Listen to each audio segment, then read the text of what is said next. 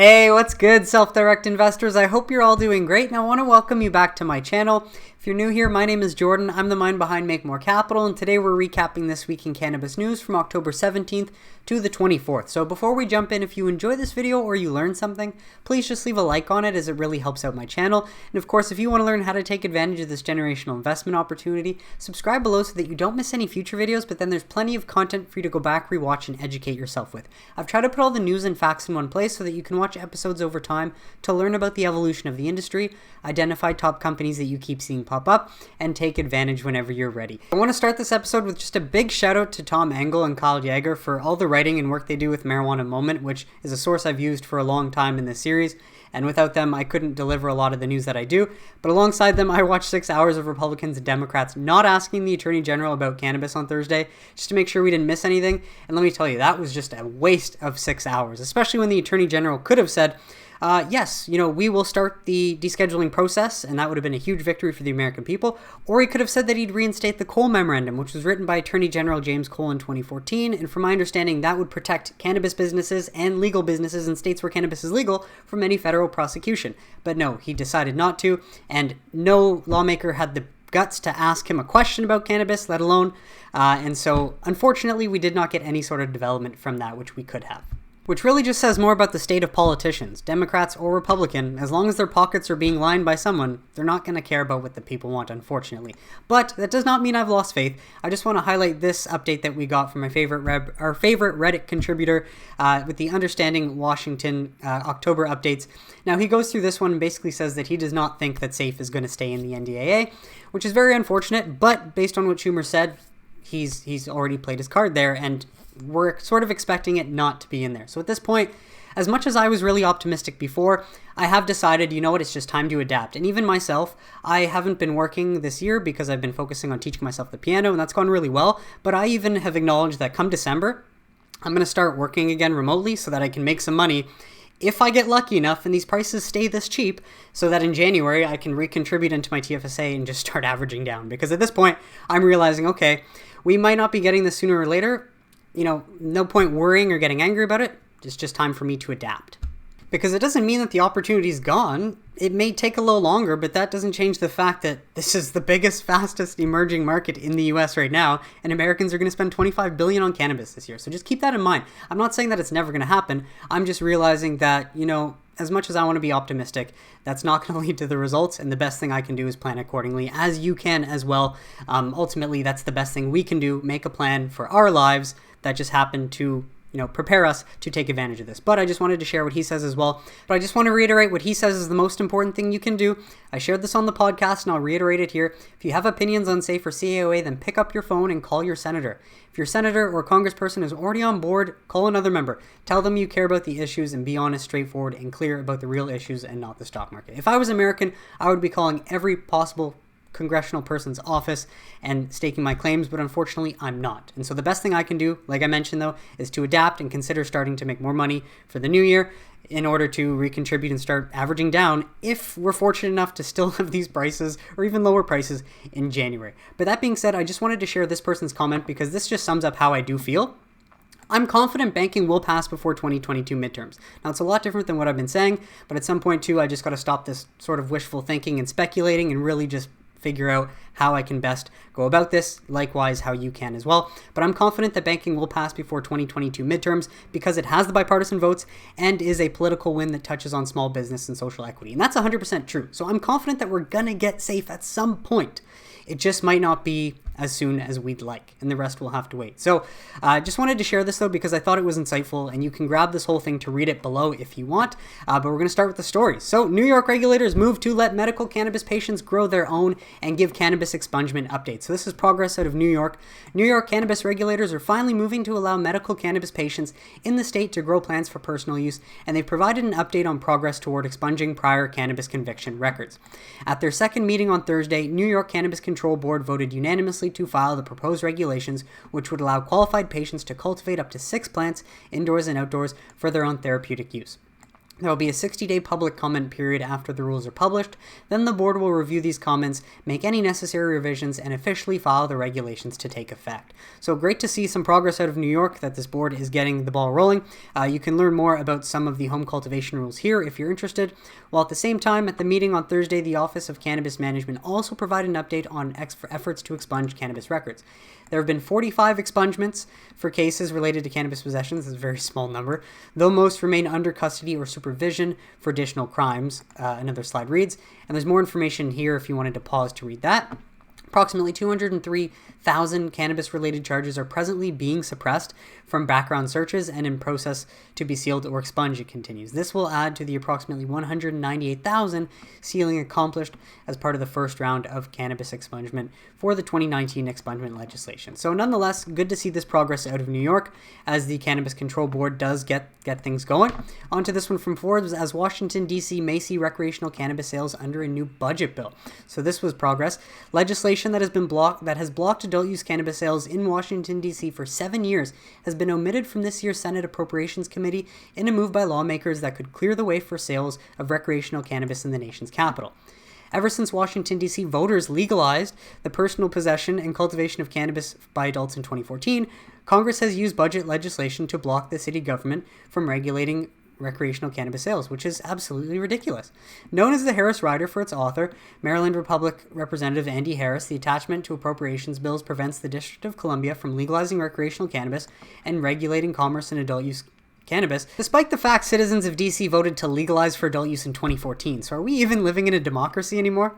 However, the Senate Appropriations Committee omitted the Harris Rider from the appropriations bill for the 2022 fiscal year, which was released by the legislative panel on Monday.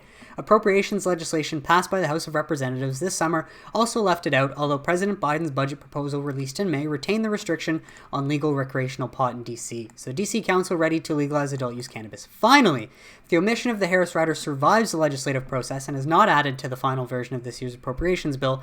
Local leaders would be free to move ahead with legalizing recreational cannabis and regulating adult use cannabis commerce.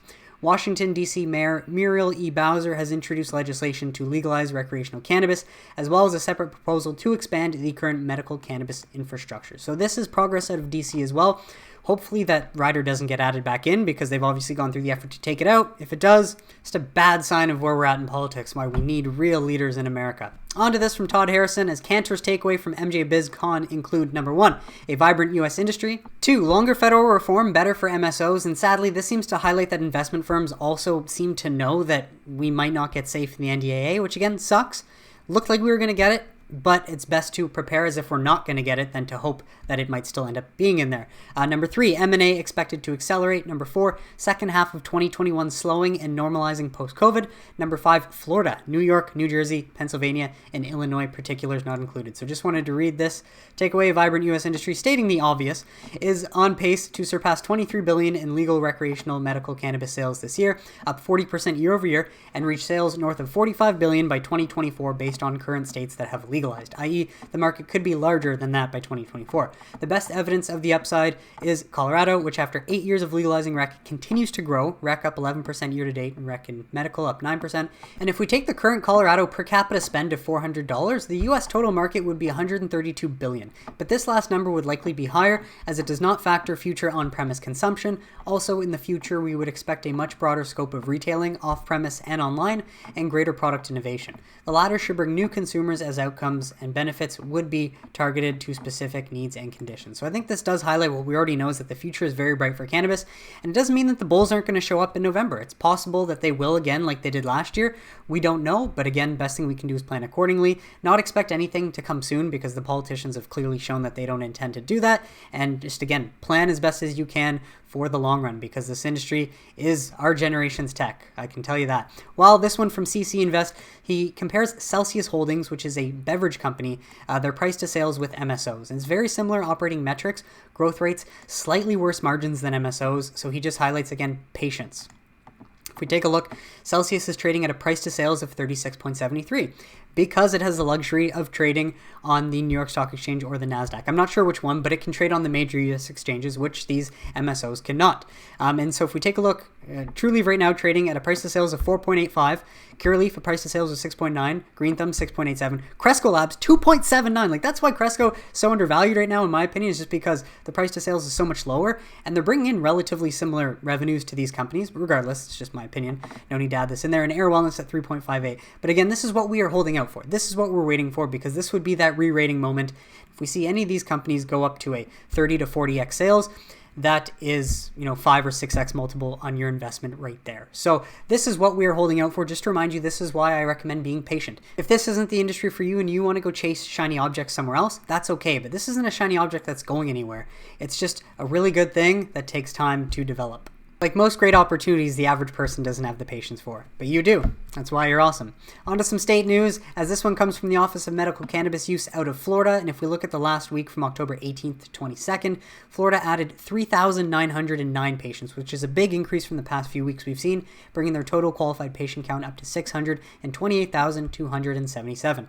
Take a look. Sunnyside opened 2 new locations in Oakland Park and Tallahassee, while Trulieve opened another one in Bartow. If we scroll down, we can see the sales for all of the MSOs in milligrams, or not the sales, sorry, but we can see the amount of milligrams in THC sold, milligrams of CBD, and ounces of smokable flower. So we can see Trulieve's gotten back up, selling over a ton of smokable flower. Main thing though, if you are invested in any of these MSOs, you can check to make sure week over week whether the sales are going up, whether the sales are going down, and whether you're happy with what you're seeing. On to some MSOs. Curaleaf Select Brand and Rolling Stone expand their strategic partnership. So Curaleaf is pleased to announce that its Select Brand has reached an agreement with cultural authority Rolling Stone to expand the co-branded Rolling Stones by Select line to additional markets across the U.S. The cannabis products that are made for music will launch in California, Arizona, Colorado, and Massachusetts by early 2022. We are thrilled to introduce Rolling Stone by Select products to these new markets after receiving overwhelming support from our customers in Nevada, said Joe Byron, CEO of Curaleaf. Rolling Stone has been covering cannabis with authentic, hard-hitting journalism and amplifying the synergies between music, cannabis, and culture for over 50 years, and we hope this carefully selected co-branded product line continues to destigmatize and normalize cannabis consumption. Select has set itself apart in the vape world by constantly innovating and manufacturing the highest quality, smoothest cartridges possible, and we look forward to bringing new cannabis experiences to our customers. So we'll look forward to seeing this spread across the U.S.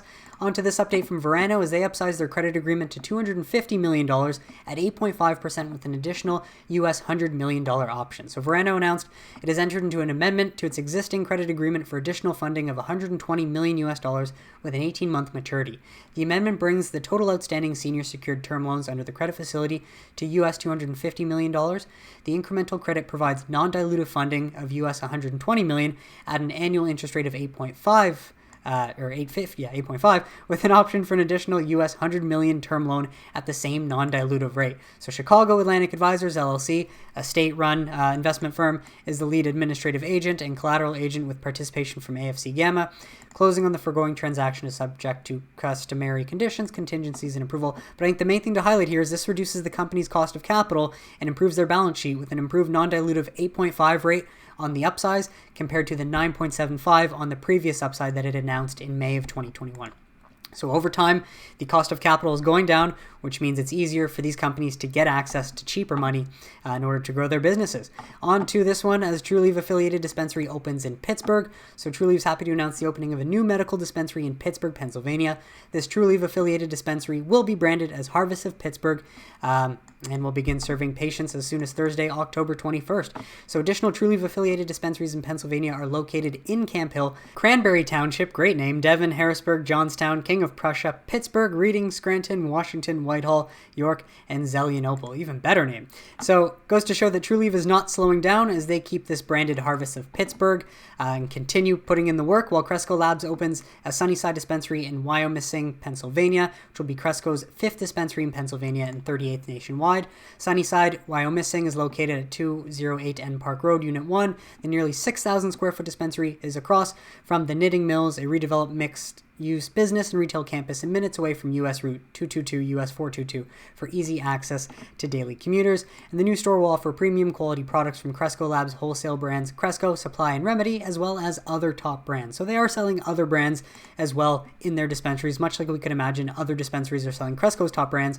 But I did want to share this as it's an oldie but goodie from Santiago Dunbar. So thank you for sharing this, Santiago.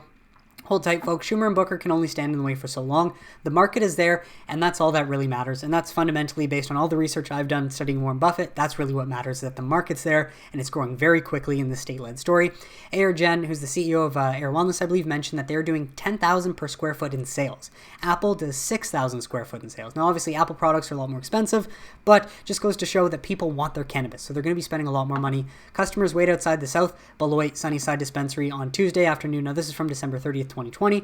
The store has seen between 5,000 to 7,000 weekly customer visits since opening in July. So I think that's very positive and reiterates the fact that this is the fastest growing emerging market in the US that no one knows about or wants to talk about. So representatives aim to push adult use cannabis bill in Ohio, as this is a big update as well. An adult use cannabis bill could soon be available for Ohioans age 21 and over with new legislation by 2 Republican House representatives. So this is just in the House, not the Senate, but considering that this is coming from 2 Republicans, that's progress. Ron Ferguson and Jamie Callender are proposing new legislation.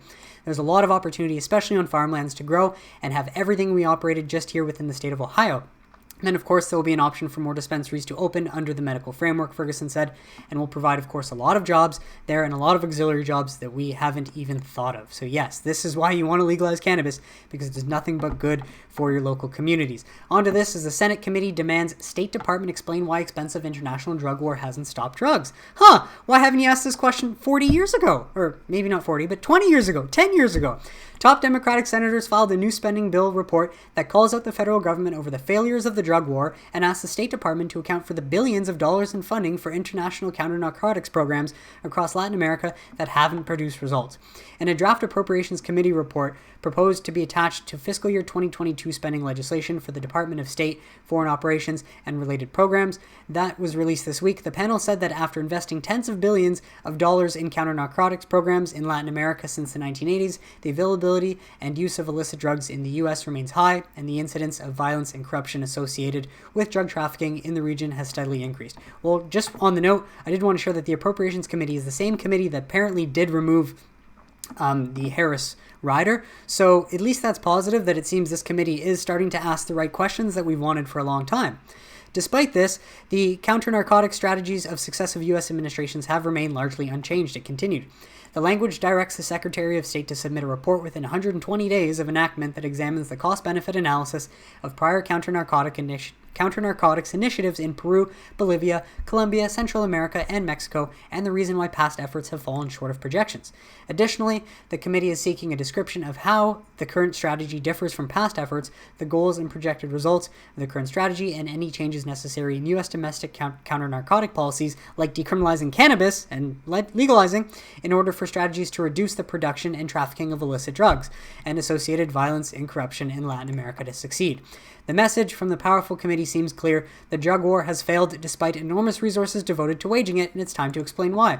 Why it was never a war on drugs? It was always a war on people in the first place, but it's about time we hold the people that started it accountable so we can finally right their past wrongs and change things for the better for the majority of North Americans.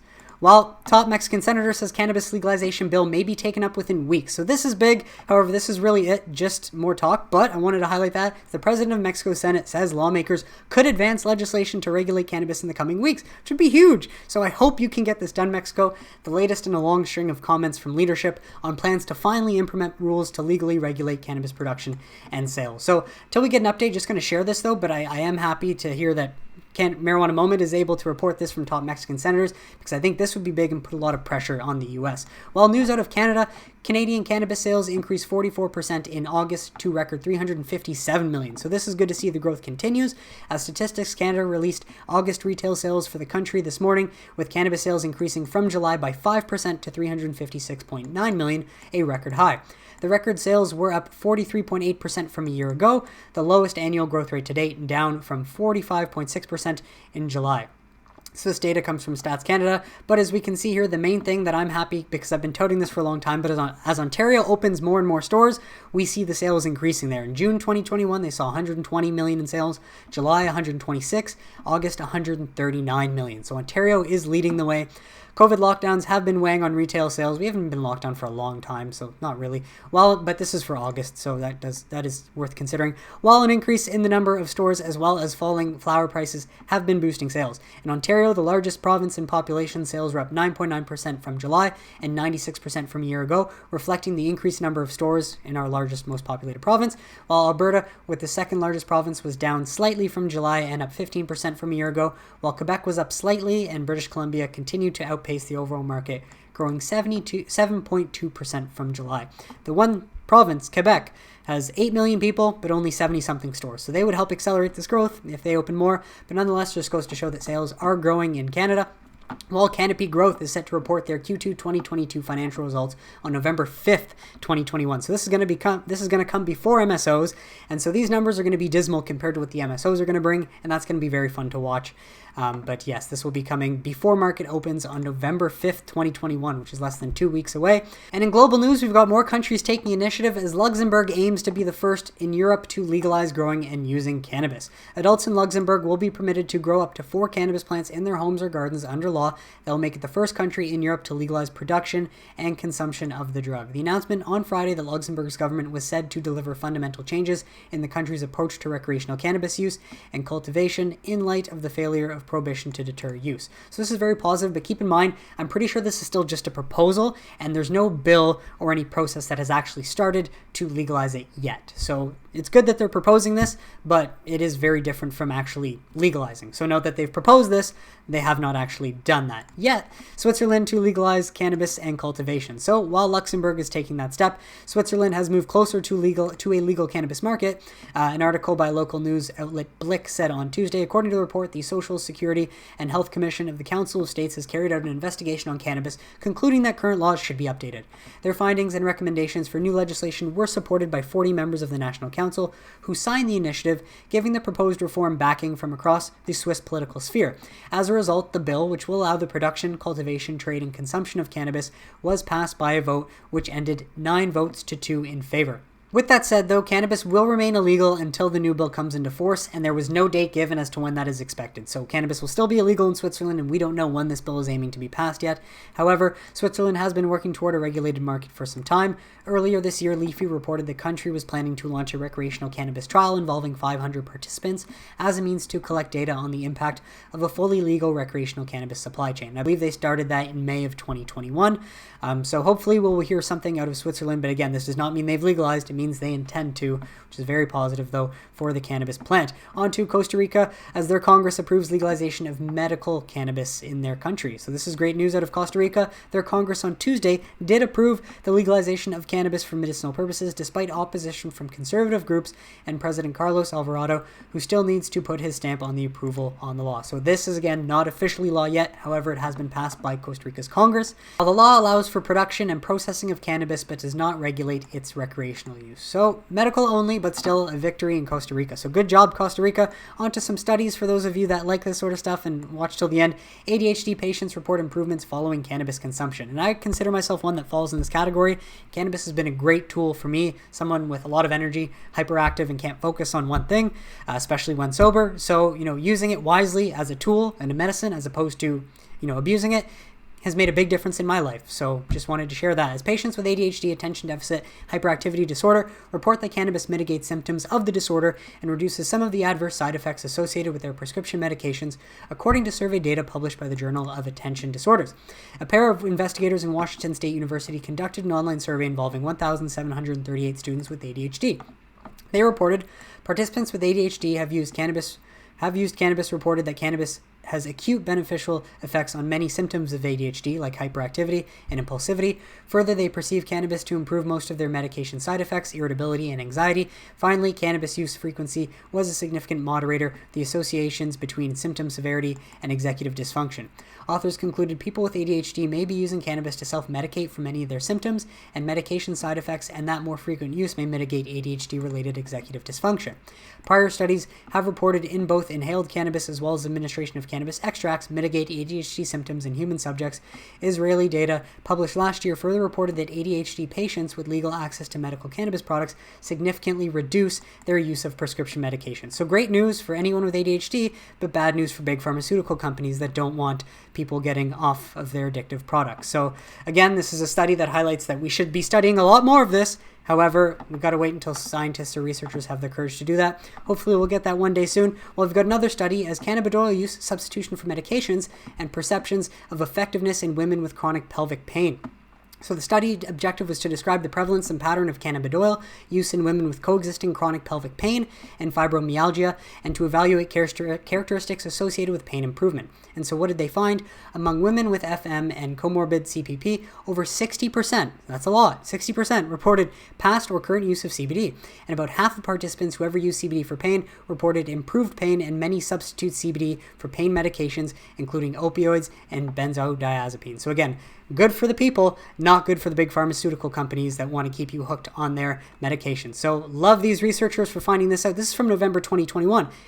It's from the future, hasn't even come out yet. So I'm happy to relay these important findings and trust that soon enough we're going to have some researchers with the courage and authority to dive deeper into this plant at the expense of the pharmaceutical industry, but to the benefit of all the people on this planet. While Todd Harrison gives us this one last snippet, so I wanted to round off this episode with this, as the IRS is basically screaming at Congress, give us safe banking. As much as we want to tweet at Schumer and Booker, that's doing nothing. They're not going to be reading this. But again, this just highlights the reality for everyone outside of the world of politics. Pot sellers would be taxed better if banked, the IRS official says, in which industries are saying, please tax us. We want to be taxed so that we can bank. No industry except the cannabis industry. That's how unique the situation is. Businesses that sell cannabis products could be taxed more easily if banks were allowed to service them, an IRS official said Thursday. This cash-only approach in which cannabis companies commonly operate because of their lack of access to banks makes it much more difficult to tax them, said Cassidy Collins, a senior counsel in the office of the chief counsel. In addition, while cannabis use has been legalized in some form in about half the states, she noted it's difficult for these businesses to claim deductions and request relief for hardships offered to other firms. And sadly, this double standard will continue to exist as long as politicians' pockets are being lined by big pharmaceutical companies. However, the important takeaway is that in 2021, Americans are going to spend $25 billion in cash on cannabis. And this tells us what we already know. The market is there, and that's all that really matters. So as long as Americans continue to vote with their dollars in cannabis, they're continuing to normalize this industry, whether politicians like it or not. And that's eventually going to lead to these companies having to be banked and to the eventual uplisting so that these share prices can be treated like share prices in any other emerging growth industry in the US. And that is it for today's episode, folks. I want to thank you so much for tuning in, and I really hope you got some value out of it. What did you think of the stories mentioned? Let me know in the comments, especially if you have any questions or concerns, and I'd be happy to try to address them. But as I mentioned at the beginning, I'm adjusting my plan and I'm preparing to just make more money so I can start reinvesting in 2022 if we're fortunate enough to see these low prices when we get there. That is it for today, folks. So please leave a like if you enjoyed this episode. Subscribe below if you don't want to miss any future videos, and I'll be back on Wednesday for midweek update. Have a great Sunday.